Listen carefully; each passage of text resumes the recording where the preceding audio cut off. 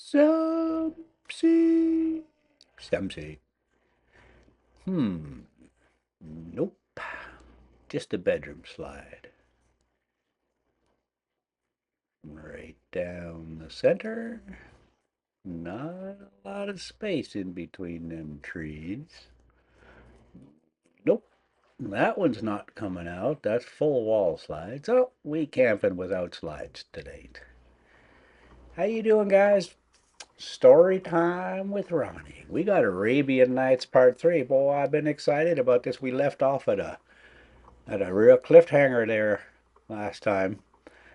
Um, Ronnie. Story time with Ronnie. Okay, Ronnie's a 2016 Newmar Ventana, model number 4037. Now, this site that I'm in right now at Fool Hollow Lake State Park in Show Low, Arizona. That was number 5 in the Redhead Loop. So, you got an Airstream or something like that. It's awesome. It's just awesome. And it's an older park, a state park that's been around a long time. The sites tend to be more private, but also smaller and a little bit slanty. Anyway, so today we're gonna roll out of here from here. We are here at Fool Hollow Lake in Show Low, and we're gonna take the Arizona 260 west, yeah, and we're gonna make it over to Payson, and then we're gonna take the 87, and we're gonna head on down to Mesa through Mount Ord, and there'll be a hill climb or two in there, so it'll be all kinds of fun. I just popped up the view there. We'll let you experience this whole startup from cold. It was fairly cold last night. Fairly cold. Probably 50 degrees, 40 degrees. Anyway, I'll fire over Ronnie here, and we'll let it build up some air. Let it usually idle on low for 3-4 minutes if it's been chilly out. If it's hot out, a minute or two, and then boom, hit. Whoa, man! Did the earth just shake right there? Okay. So we'll let this thing build up some air and squeal at you for a while. That goes away pretty quick. But let's start to think about this story here. I'll pop in and out of that as we go through the campground stuff. Oh yeah, I got a camera mounted up on the ladder right up beside the air intake, the engine air intake. I wanted to get some cool intake sounds, and that's why you get some of that that's why it sounded so rough when it started up there. You don't hear none of that up front. So yeah, we'll purr on through the campground, and then I'll remove that, or at least turn it off, that camera, at some point. Anyway, the buzzing's gonna go away, so we'll be fine there. I guess we need to talk about this story. So the part 2 of this thing, when we left off, it was the two brothers. There are two kings here, and they rule their kingdoms with fairness and blah blah blah. They got who knows how many wives they got, but the ones they got are not faithful to them. And now we're in the middle of that. So the younger brother found out that his wife was having an affair, so he chopped her up. And then now we just found out that the older brother's wife is in the same kind of a situation. And the younger brother knows, he witnessed it, but he has not told the older brother yet. There's been a whole thing. You're going to have to go back and listen to it, or read the book even. You know what? Read the book. It's way better. If you're here looking for quality. All right, so here we go. I'm pretty sure this is where we left off, where they had just met. The younger brother had gone to visit the older, and they had just got to his palace, just walked in there, and they set a whole bunch of food down in front of them to eat and stuff. The old younger brother had just finally started eating again. He was all despondent and sad because he, chopped up his wife. Well, I don't think he was sad about that. I think he was sad about being a fool, I guess. Okay, so the food trays were set before them, and they ate their sufficiency. After the meats were removed, and they had washed their hands, King Shai-Hyar turned to his brother and said, "My mind is overcome with wonderment at thy condition. I was, Decicerus, Lehiman? No.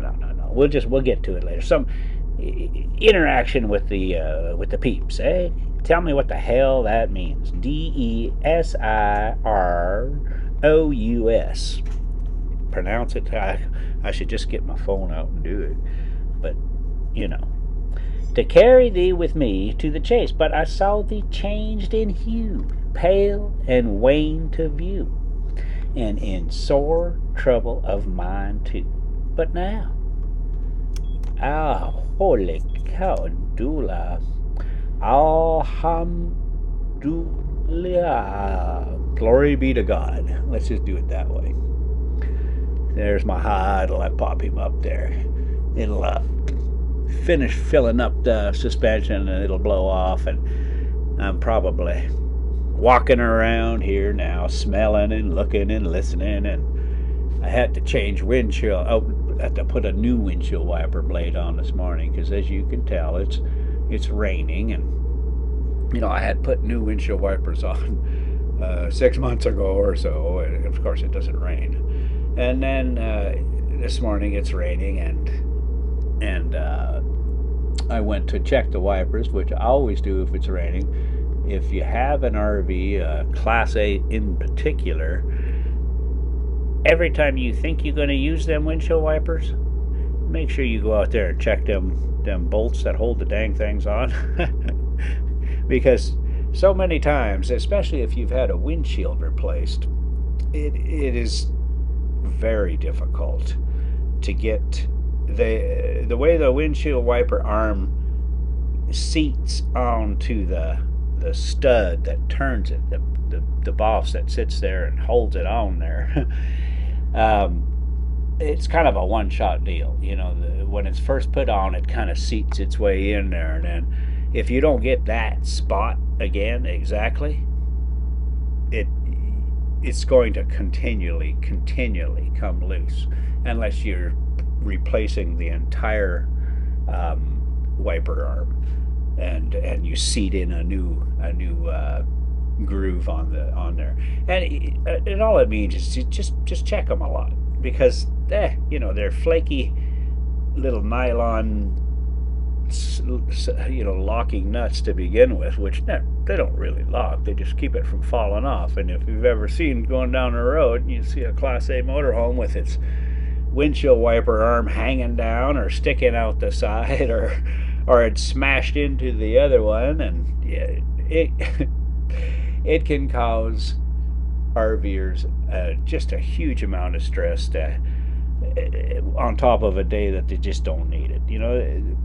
These moving these things around is stressful for people.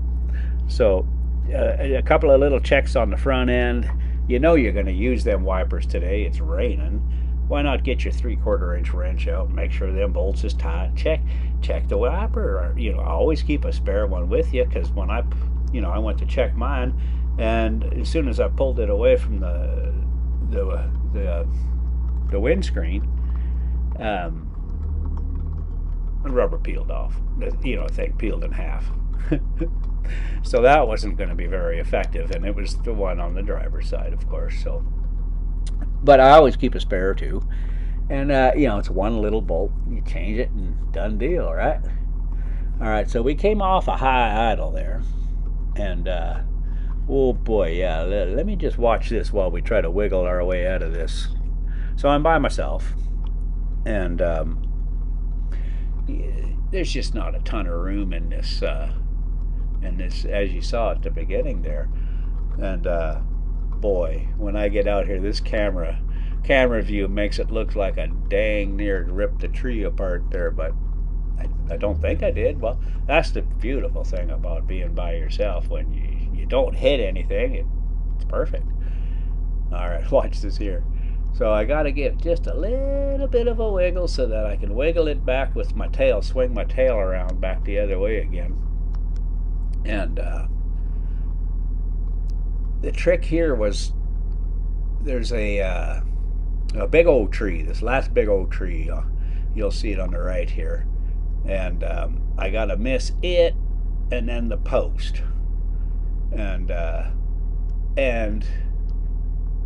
miss my inside wheel there, and no problem, right? No problem if you got enough room on the front end. So right now I am half of my left front tire is over top of that concrete, so I don't want to slip off because it's kind of a steep little thing there, and it's soft too because it's been raining. But I need all of that space to get out of there. So yeah, these little state parks, they don't want to they're meant for 25 footers, and they work just fine with a 25-foot Airstream, right? So this is Fool Hollow State Park in Sholo, Arizona. This is the Redhead Loop. So these ones down on the bottom here are like, oh, they're the most premium sites ever because the lake is right there. Well, you can't, there's no beach. You can't launch a kayak or anything from right there. There is a way to do it, but it's not right there. I mean, you'd be walking in ankle knee-deep mud before you finally got to enough water. But those sites on the end there, everybody thinks they're so fantastic. But you know, your front wheels are if your door's at the front, you're going to be needing a ladder to get in the thing because they're a little slanty. Okay, so we're gonna purr our way on out of here. We'll head over to the dump station, and I'll just turn that camera off basically, and we'll head over to Payson down the Mogollon Rim. All right, so as fun as this is to chat it up, let's get back to the story because just wait a minute now. See, now I stayed in number 5, the one I just left, with no slide outs, only the one night. It was a Sunday night. I had been here now for 2 or 3 days, and I had this other site, and it was real nice. I had plenty of room to open up my slides, but it was booked, right? And if at all possible, I try not to travel on a Friday or a Sunday. I'm fortunate enough that I have the flexibility to make that decision. Many people don't, so they're rushed, they're in a hurry, it's after work on a Friday, or they're trying to get home on a Sunday. And if I could just avoid that altogether, I'm okay with it. So if it's just, if it don't mean nothing, then I stay out of your way, no problem. So here on the left, right as we see it here, okay, there's my neighbor, my old neighbor. And you see how big, and I start to open up here pretty good. And it was a little slanty, but I was able to get in there and get level without having to get the front wheels off the ground, which I won't do. I'll just be unlevel. There was a spot I had right there. So plenty of room, lots of good easy access for a big rig there, right there.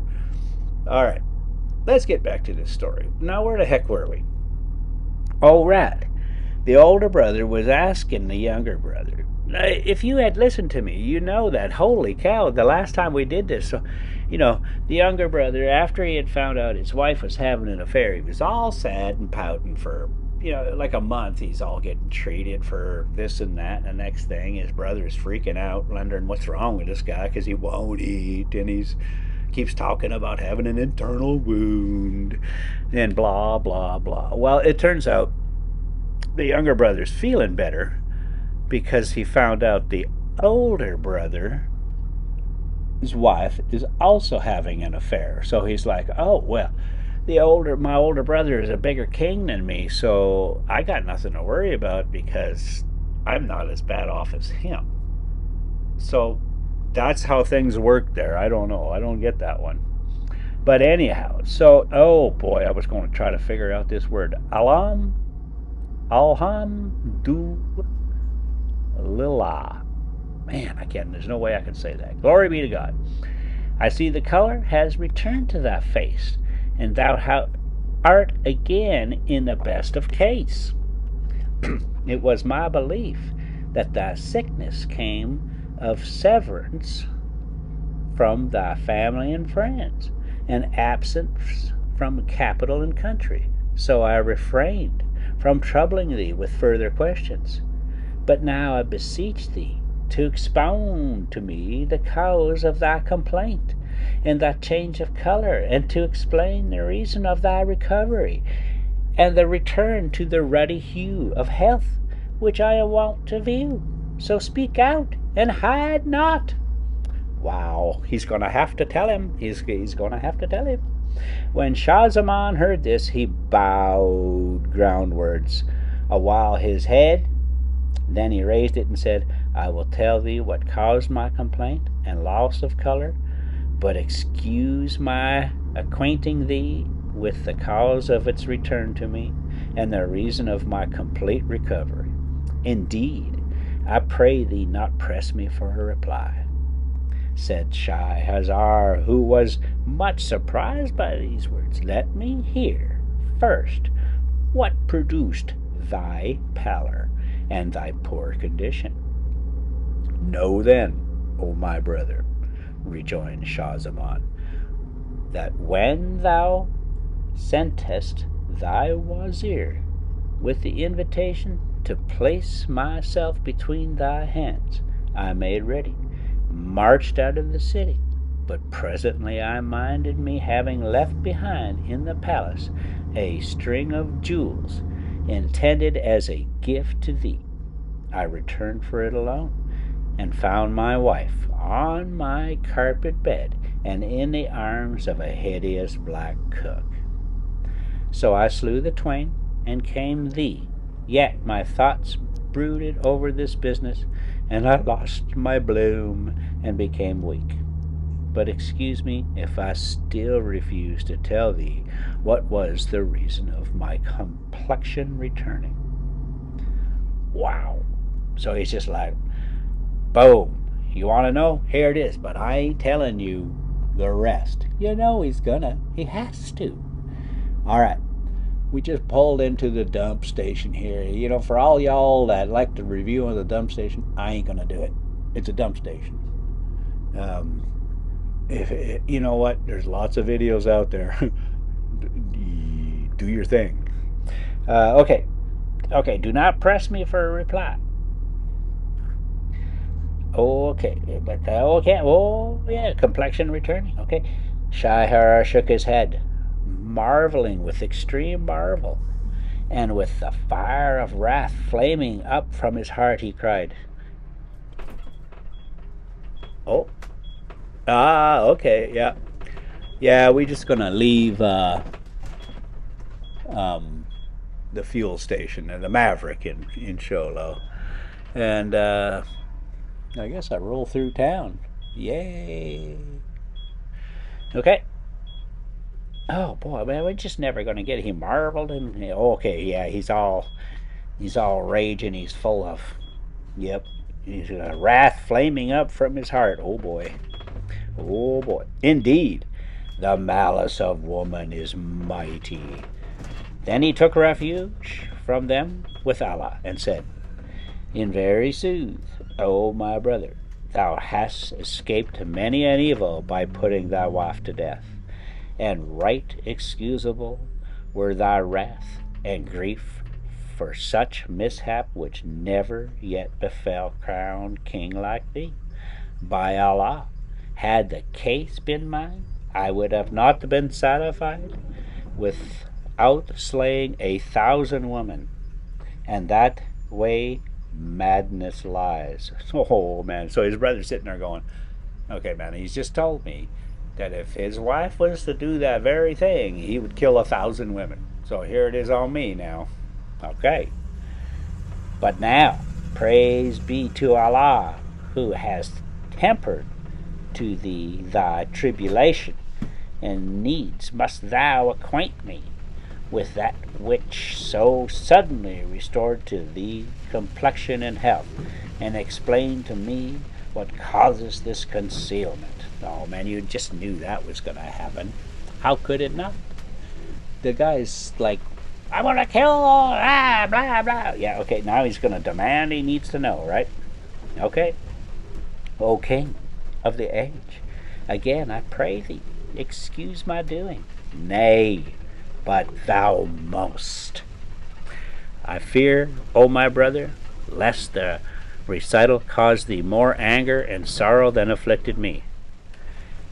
There were but a better reason, quoth Shahrazar, for telling me the whole history, and I conjure thee by Allah not to keep back aught from me. Thereupon Shahzaman told him all he had seen, from commencement to conclusion, ending with these words: "When I beheld thy calamity and the treason of thy wife, O my brother, and I resected that thou art in years my senior, and in sovereignty my superior, my own sorrow was belittled by comparison, and my mind recovered tone and temper. So throwing off melancholy and despondency, I was able to eat and drink and sleep, and thus I speedily regained health and strength. Such is the truth and the whole truth." So it's, you know, knowing that you're a jackass, you're being made a jackass. It's just, oh man, that makes me feel so much better. Here I am rolling through Sholo. Now, I generally don't like to be on that curbside lane, but I got trapped over there, and it worked out for me. But if you can avoid it, do that, because they come out from there, people walk right there, they're dogs, you got no space. There, I finally can get out of it. Because people can't. There's always going to be somebody, "Oh yeah, shit, I want to go just stop in at the mini mart here," or whatever, and then you're sitting there. So out here, there's a left-hand turning lane for those guys, and people in that right-hand lane can turn into the mini mart, and you get to cruise on by. I'm going to have to work my way back over. Oh, I avoided it all. That's great. Okay, so here we are boogieing out of town, and we're on the 260 now. Probably just going to go right past that Fool Hollow entrance again. Yup, there she is right there. Anyway, so we're on our way to, I guess it's Heber, Forest Lakes, before we drop down into Payson. And it's a real pretty drive out here. It only rains for a little bit. And yeah, all right. You guys watch that. I'll try to get this story moving along, because where the heck are we at? Oh, he just told his brother, right? That's right. He just told his brother. Yep. And it's, oh boy. Oh yeah, I can see it already. He's able to drink and strengthen. Such is the truth and the whole truth. When King Shahryar heard this, he waxed wroth with exceeding wrath, and rage was like to strangle him. But presently he recovered himself and said, "O my brother, I would not give thee the lie in this matter, but I cannot credit it till I see it with my own eyes.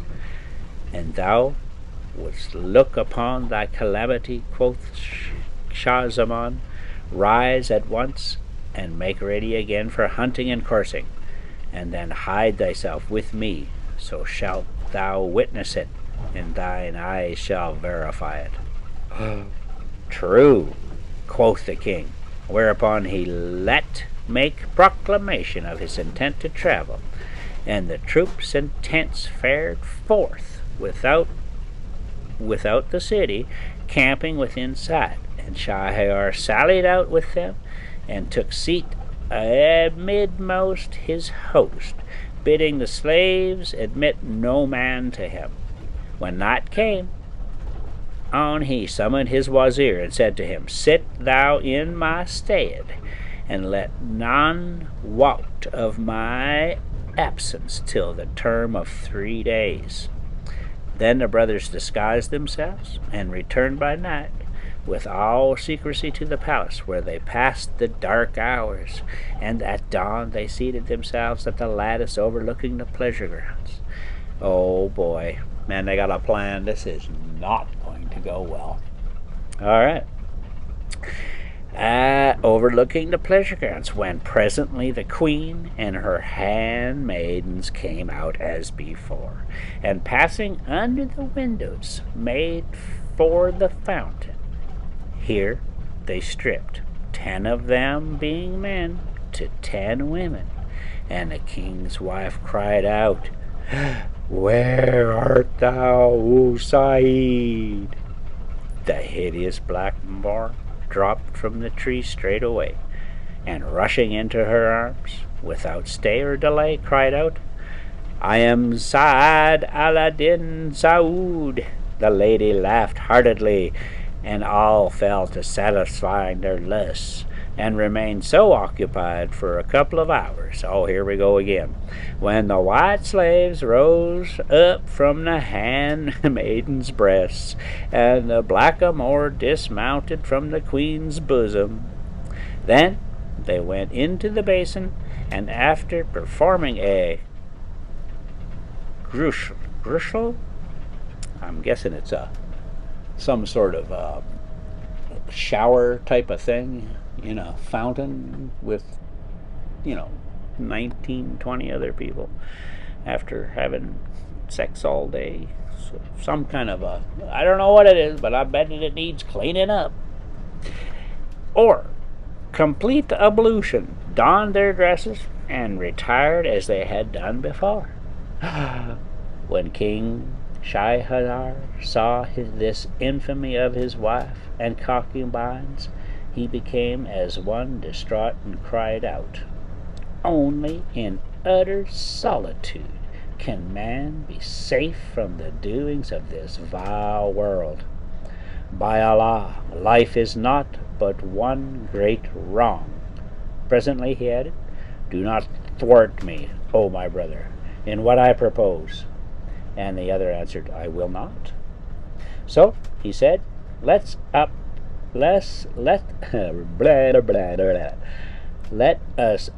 as we are, and depart forthright hence, for we have no concern with kingship, and let us overwander. Oh, they're going to go on a walkabout. Yeah. Okay. So let us overwander Allah's earth, worshipping the Almighty, till we find someone to whom the like calamity hath happened. And if we find none, then will death be more welcome to us than life. What? So they're going to wander the earth till we find someone to whom the like calamity hath happened. So then they're going to find somebody who, what, are they going to just like form a big old troop? Oh, okay. The cuckolds. So the two brothers issued from a second private postern of the palace, and they never stinted, wayfaring by day and by night, until they reached a tree, a middle of a meadow, hard by a spring of sweet water, on the shore of a salt sea. Holy cow.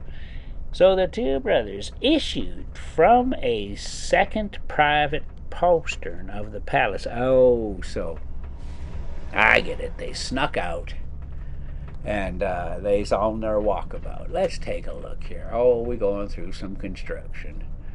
And it looks like they're going to make the road bigger, maybe. It should be nice if they had at least a shoulder. Um, and, you know, it could stand to not to be so rough, perchance. So, let's get back here. The two brothers issued from a second private postern of the palace, and they never stinted wayfaring by day and night until they reached a tree, a middle of a meadow, hard by a spring of sweet water on the shore of the salt sea. Wow, that sounds like a setup. Both drank of it and sat down to take their rest. And when an hour of the day had gone by, lo, they heard a mighty roar and an uproar in the middle of the main, as though the heavens were falling upon the earth, and the sea brake with waves before them, and from it towered a black pillar, which grew and grew till it rose skyward and became making for that meadow.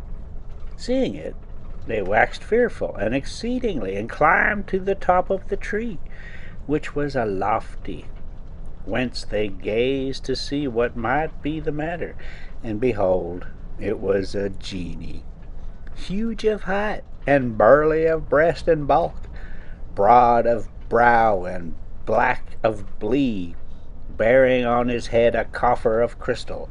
He strode to land, waded through the deep, and coming to the tree whereupon the two kings, seated himself beneath it. He then set down the coffer on its bottom, and he drew it. Hang on now. He set down the coffer on its bottom, and out it drew a casket.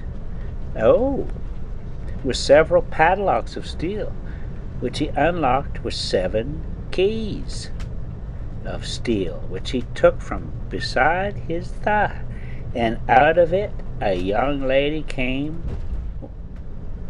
Wow.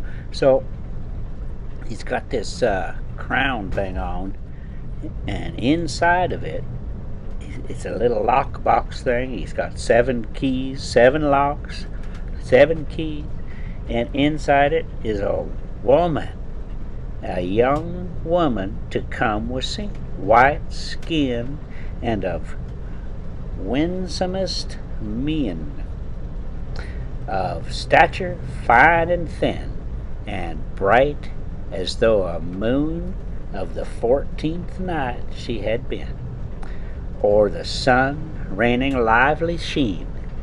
Even so, the poet Utaya hath excellently said. Oh boy, here we go.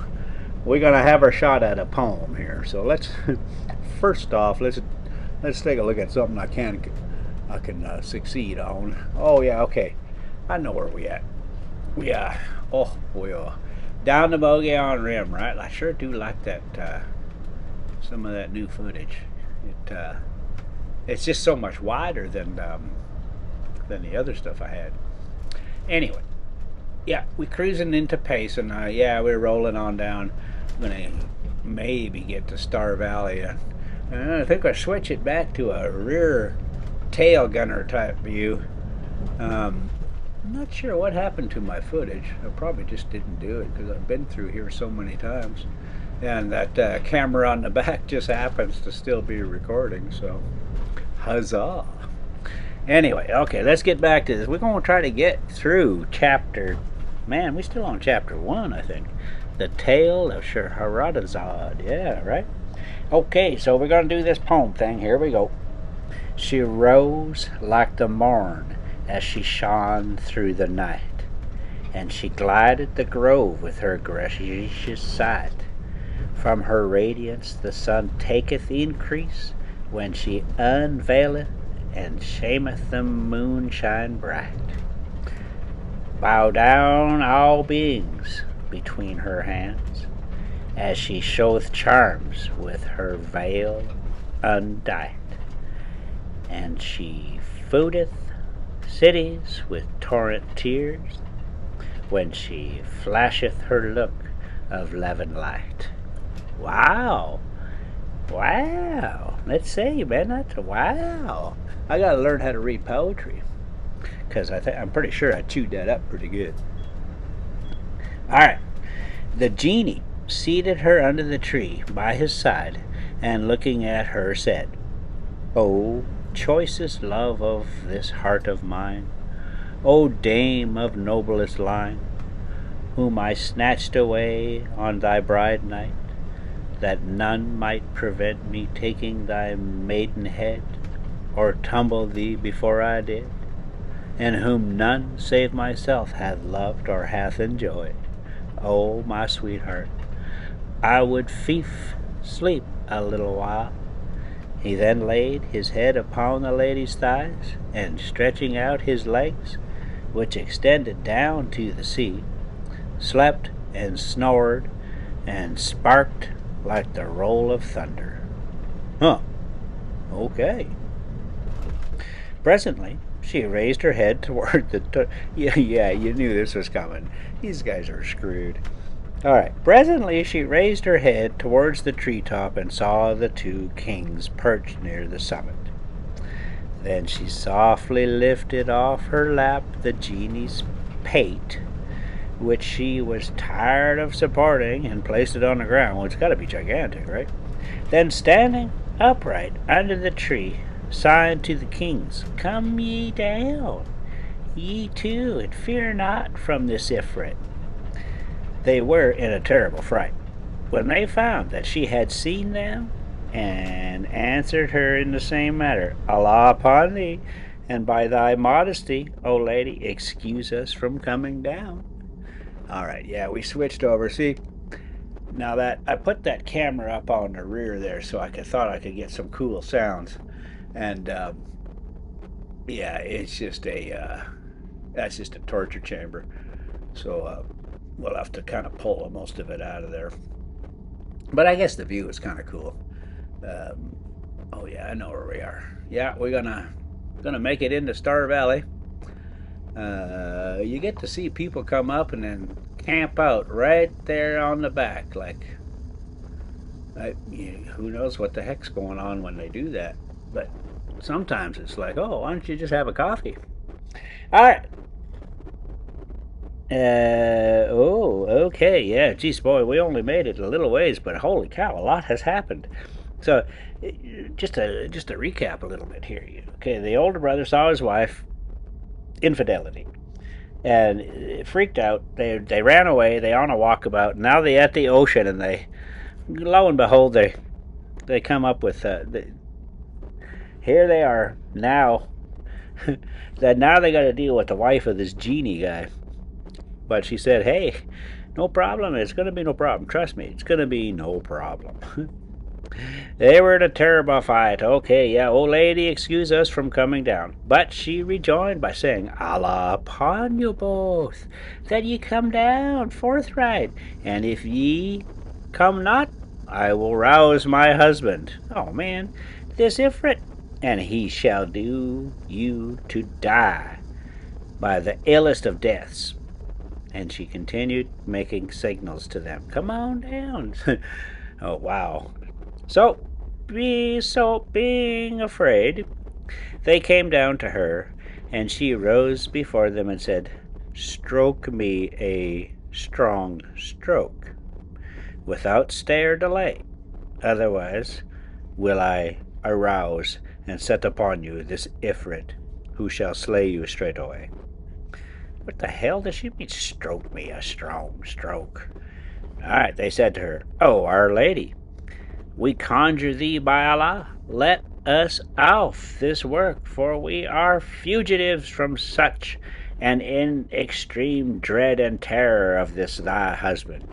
How then can we do it in such a way as thou desires? Leave this talk. It needs must be so." What? Leave this talk. It needs must be so, quoth she, and she swore them by him, and she swore them by him who raised the skies on high, without proper pillar, that if they worked not her will, she would cause them to be slain, and cast into the sea. Whereupon, out of fear, King Shahryar said to King Shah Zaman, O brother, do thou what she biddeth thee do. But he replied, I will not do it till thou do it before I do. Oh, wow. And they began disputing about futtering her.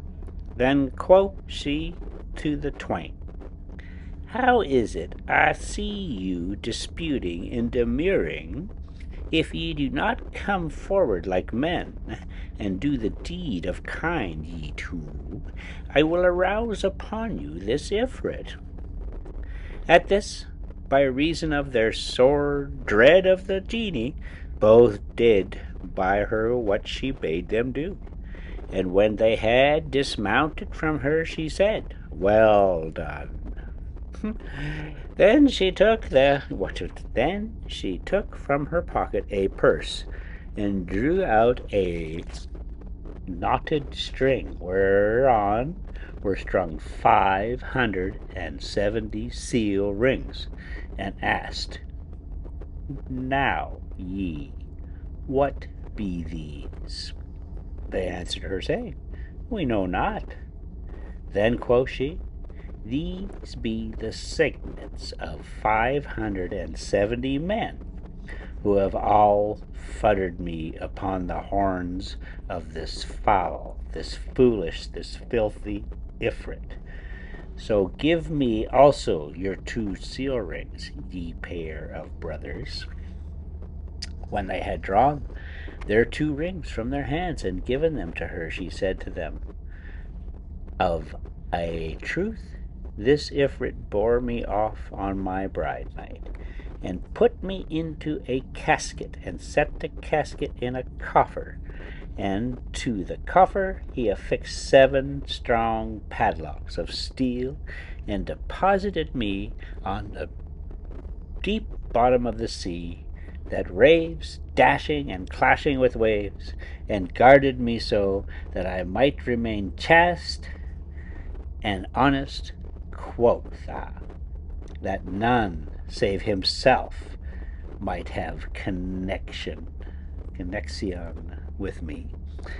But I have lain under as many of my kind as I please, and this wretched genie wotteth not that destiny may not be averted nor hindered by aught, and that whatso woman willeth, that same she fulfilleth, however man nihileth, even so saith one of them.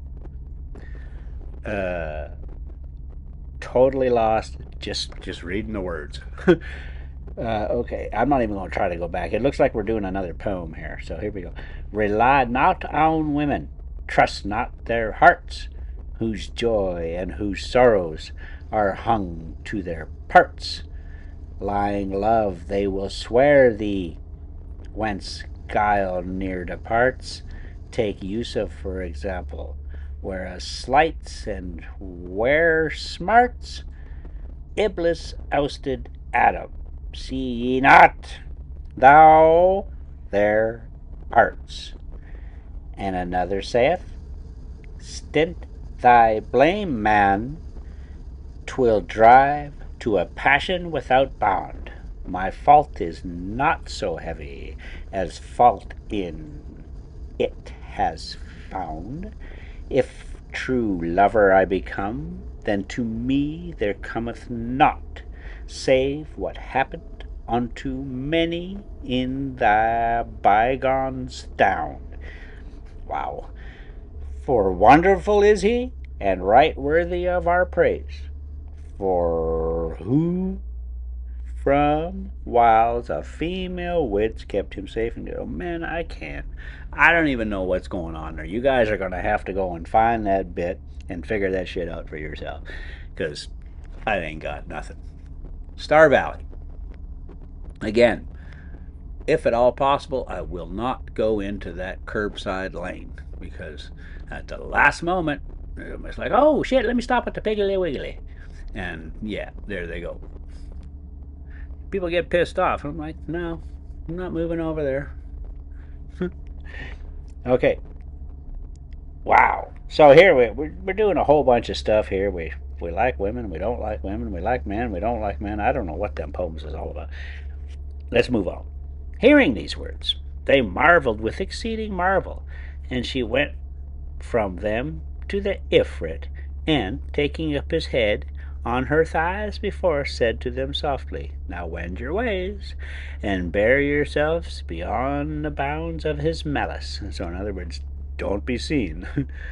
So they fared forth, saying either to other, Allah, Allah, and there be no majesty, and there may and there be no might save in Allah, the glorious, the great, and with him we seek refuge from women's malice and their sleight.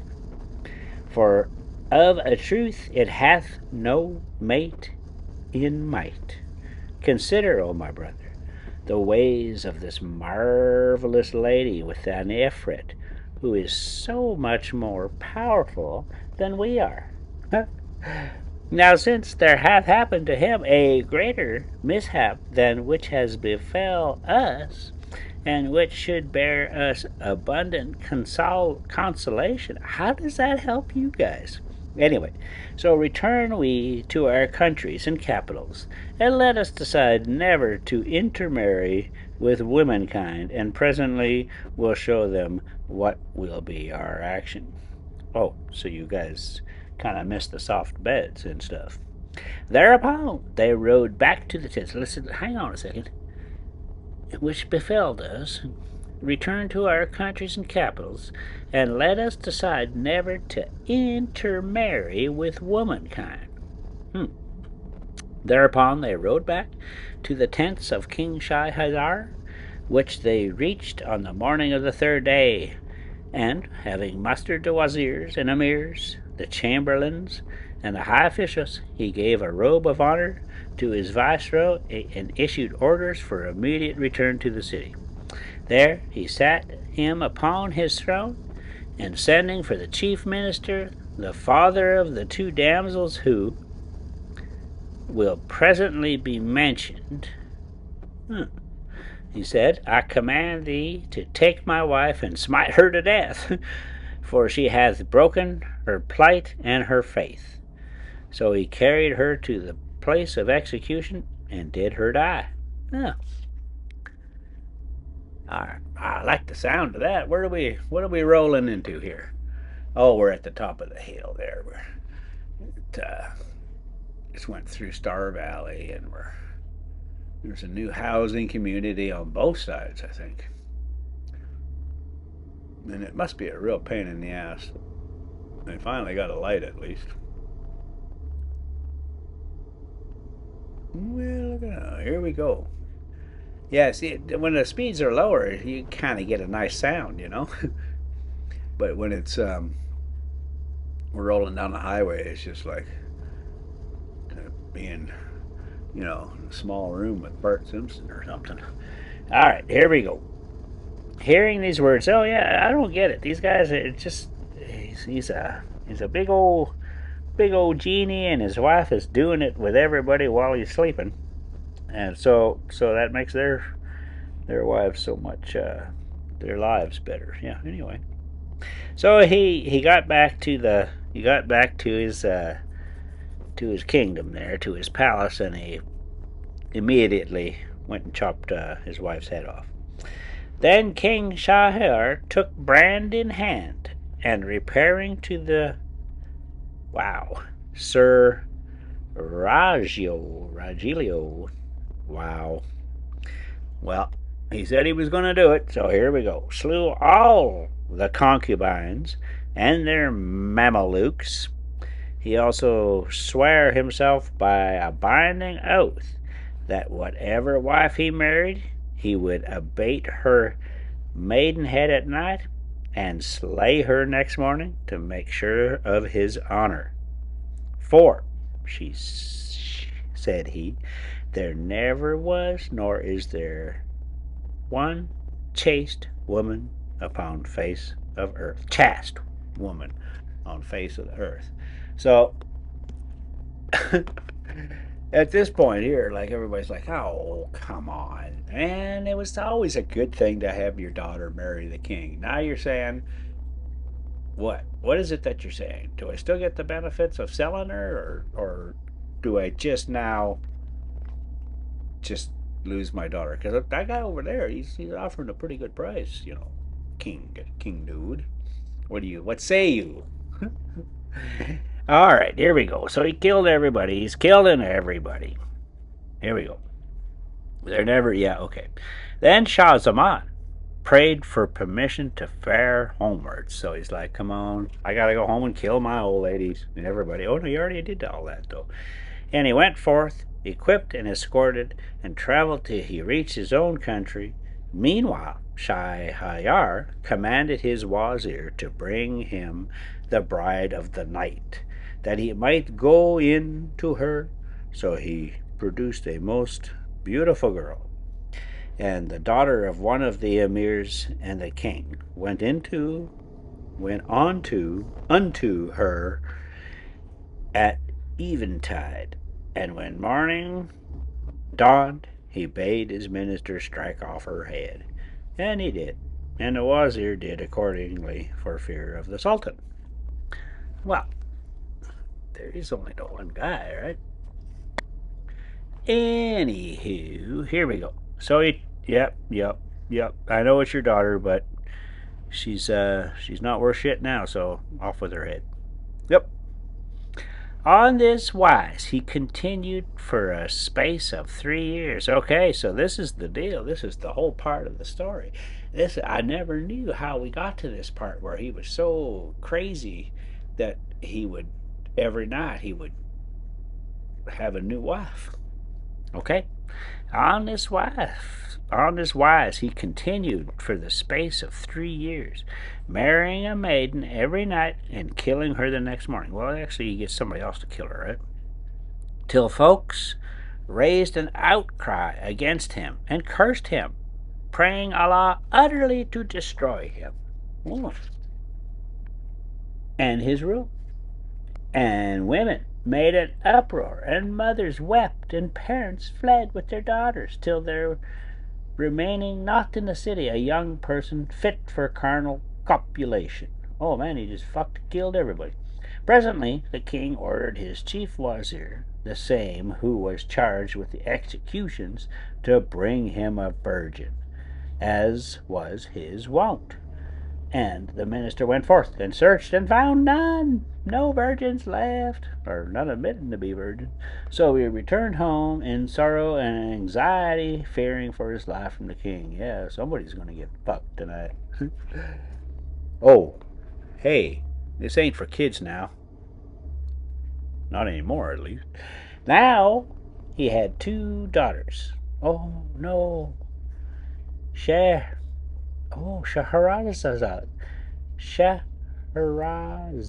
Shahrazad. It's the chapter name. Shahrazad. I could say it a while ago. And Dunny Azad, height, of whom the elder had pursued the books, annals, and legends of preceding kings, and the stories, examples and instances of bygone men and things. Indeed, it was said that she had collected 1,000 books of histories relating to antique races and departed rulers. She had perused the works of the poets and knew them by heart. She had studied philosophy and the sciences and arts and accomplishments, and she was pleasant and polite, wise and witty, well read and well bred. Wow, that's a thing, eh? Well read and well bred. I want to get a t-shirt. Now, on that day she said to her father, why do I see thee thus changed and laden with cark and care? Concerning this matter, quoth one of the poets, tell whoso hath sorrow, grief never shall last, e'en as joy hath no morrow, so woe shall go past. See, now that one I can get. It's short. When the wazir heard from his daughter these words, he related to her from first to last all that had happened between him and the king. Thereupon she said, "By Allah, O my father, how long shall this slaughter of women endure? Shall I tell thee what is in my mind in order to save both sides from destruction?" "Say on, O my daughter," quoth he, and quoth she, "I wish thou wouldst given me in marriage to this King Shahryar. Either I shall live, or I shall be a ransom for the virgin daughters of Muslims, and the cause of their deliverance from his hands and thine." "Allah upon thee," cried he in wrath exceeding that lacking no feeding, "O scanty of wit, expose not thy life to such peril. How durst thou address me in words so wide from wisdom and unfar from foolishness? Know that one who lacketh experience in worldly matters readily falleth into misfortune, and whoso considereth not the end keepeth not the world to friend. And the vulgar say, I was lying at mine ease, not by my officiousness brought me unease." "Needs must thou," she broke in, "make me a doer of this good deed, and let him kill me, and he will. I shall only die a ransom for others." "O my daughter," he asked, "and how shall that profit thee when thou shalt have thrown away thy life?"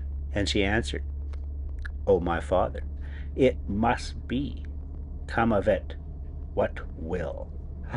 Wow, she's a badass, this one. The wazir was again moved to fury, and blamed and reproached her, ending with, "In very deed I fear lest the same befell thee which befell the bull and the ass with the husbandman." "And what," asked she, "befell them, O my father?" Whereupon the wazir began the tale of the bull and the ass. Hey. Okay, where are we at? Let's take a quick look at what we're doing here. Oh, we're going to go down the hill. We're leaving Payson. This is a tricky one for some people. They see this double lane road here. This 65-mile-an-hour speed limit, and there's 8% grade with rumble strips and 45-mile-an-hour turn and stuff at the bottom, but they don't even think about that until they're on it. It's like they're looking 10 feet in front of their vehicle, and that's it. All right, so we get to see some good stuff. That's a pretty fun trip here. I can't say which I like better, the Salt River Canyon or going this way. Yeah, it's a toss-up. It's depending on where the weather's at. If the weather's really sketchy, if the monsoons are really hammering hard, I'll probably stay away from the Salt River Canyon just because of the road can fall apart on you.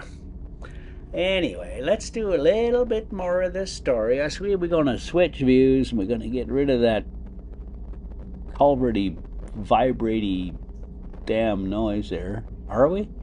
I don't know. Looks like it. Okay, here we go. We're about to... See, I don't think this is a new chapter. No, man, we're still doing the tale of Shahrazad. That's the girl, I think. All right. So here we are. Oh, yeah, we're going to get a front view of...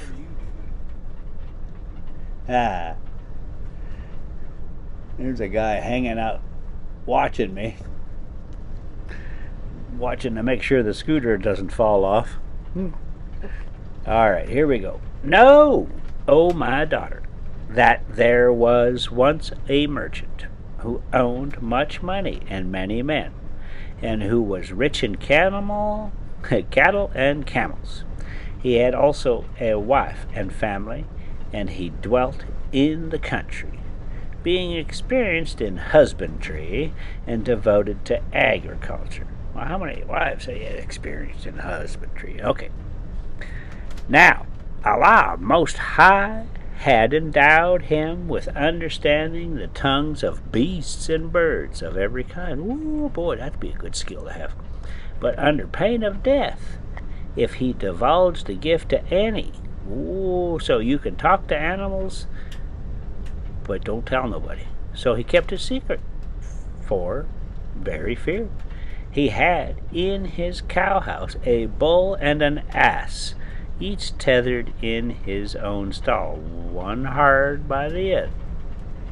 As the merchant was sitting near hand one day with his servants, and his children were playing about him, he heard the bull say to the ass, "Hail and health to thee, O father of waking, for that thou hast enjoyest rest and good ministering.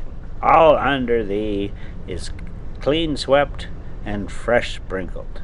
Men wait upon thee and feed thee, and thy provant is sifted barley, and they drink pure spring water, while I, unhappy creature, am led forth in the middle of the night, when they set on my neck the plough and something called yoke, and I tire at cleaving the earth from dawn of day till set of sun.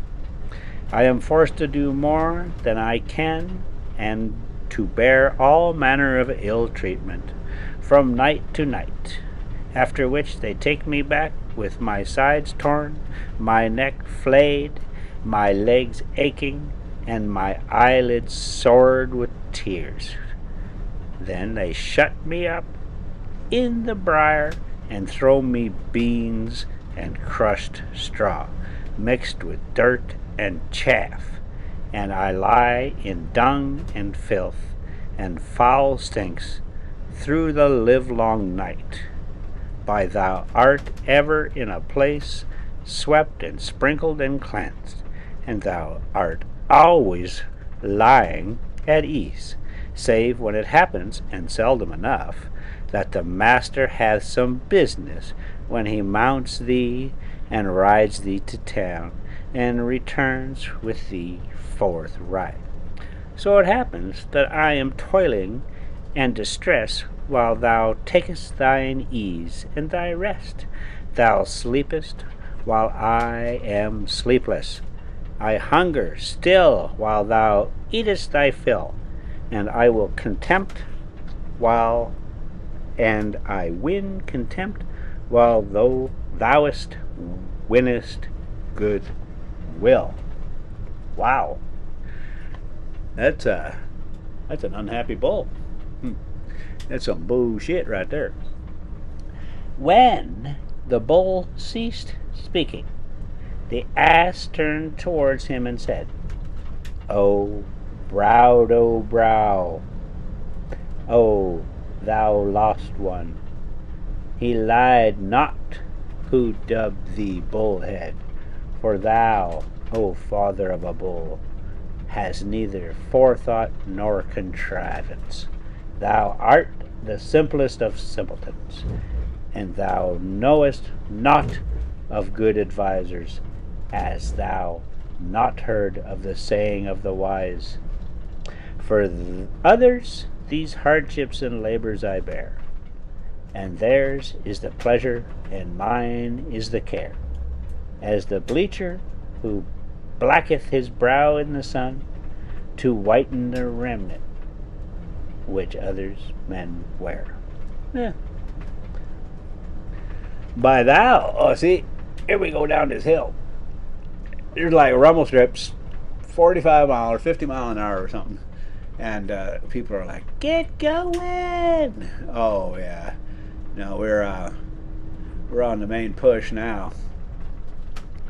This one, you can hear me cycling that engine brake from medium to high kind of thing, probably. Yeah. Might have turned it off there and just coasting right now. But yeah, we're gonna roll into this. Will be what's down there? I was gonna say Jake's Corner, but yeah, if you're looking for information and stuff, there's a lot better websites. But but if you're looking for this kind of thing, man, you own it. You achieved. All right, here we go. Okay, for other men to wear, whiten around it for other men to wear. But thou, O fool, art full of zeal, and thou toilest and moilest before the master, and thou tearest and wearest, the slayest thyself for the comfort of another. Hast thou never heard the saw that saith, none to guide, and from the way go wide? Thou wendest forth at the call to dawn prayer, and thou returnest not till sundown. And though the livelong day thou endurest all manners of hardships, to wit, beating and belabouring and bad language, now hearken to me, Sir Bull. When they tie thee to thy stinking manger, thou polish the ground with thy forehand, and lashest out with thy hand foot, and pushest thy horns, and bellowest aloud, so they deem thee contented. And when they throw thee thy fodder, thou fallest on it with greed and hastiness, to line thy fair fat paunch. But if thou accept my advice, it will be better for thee, and thou wilt lead an easier life than mine. When thou goest afield, and they lay the thing called the yoke on thy neck, lie down, and rise not again, though happily they swinge thee. It's probably the stick thing.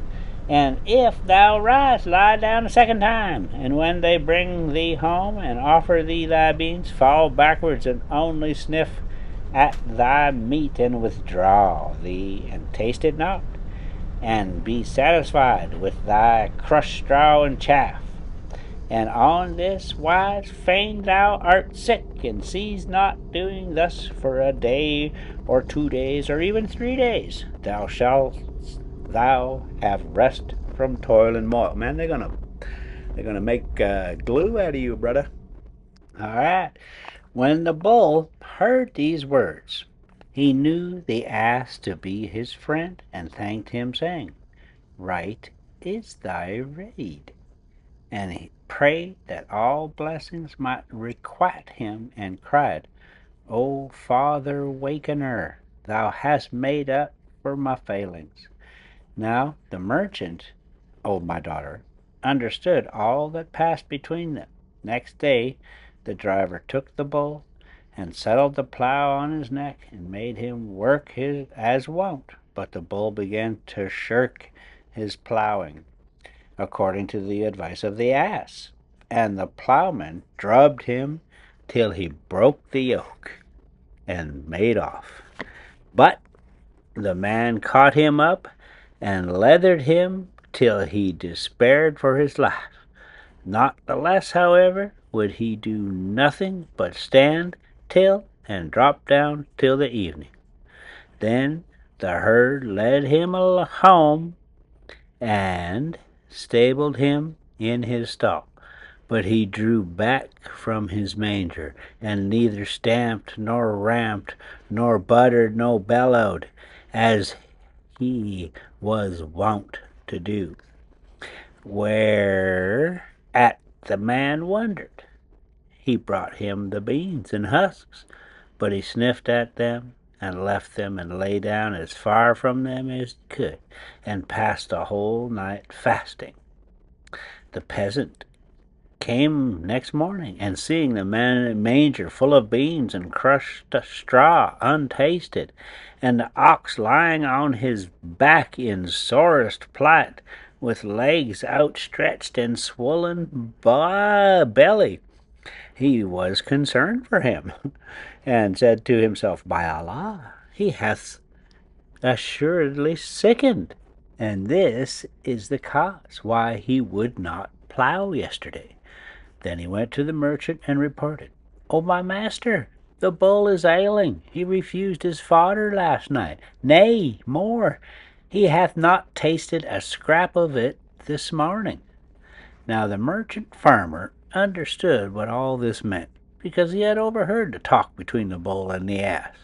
So quoth he, "Take that rascal donkey, and set the yoke on his neck, and bind him to the plough, and make him do bull's work."